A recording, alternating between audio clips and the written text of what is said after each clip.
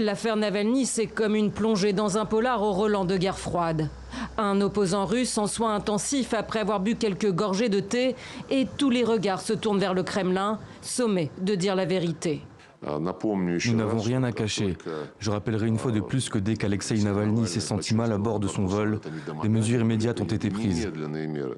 Pourtant, Berlin est catégorique. Le célèbre rival du président russe, transféré depuis la Sibérie, a bel et bien été empoisonné, et pas avec n'importe quel poison. Le Novichok, une molécule mise au point ici à Moscou pendant l'ère soviétique. C'est le même agent toxique qui a failli tuer Sergueï Skripal en Angleterre. En mars 2018, l'ex-agent double russe et sa fille sont retrouvés inconscients sur un banc d'un centre commercial à Salisbury. Hospitalisés, les analyses révèlent un empoisonnement au Novichok. 2 agents du renseignement militaire russe sont identifiés comme suspects.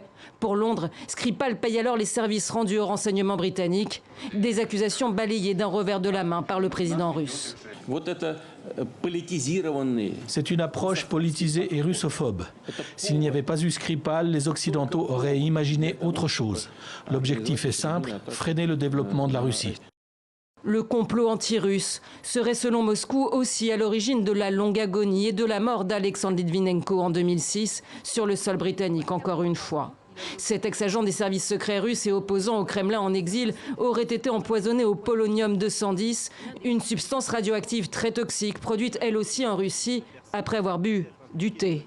2 anciens agents du KGB sont soupçonnés. Comme pour l'affaire Skripal, Londres n'obtiendra pas leur extradition. Moscou n'empoisonnerait pas seulement des opposants ou ex-agents russes. En 2004, Viktor Yushchenko est candidat à la présidence en Ukraine face aux favoris de Moscou. Il tombe tout d'un coup gravement malade. Des médecins viennois concluent à l'empoisonnement à la dioxine.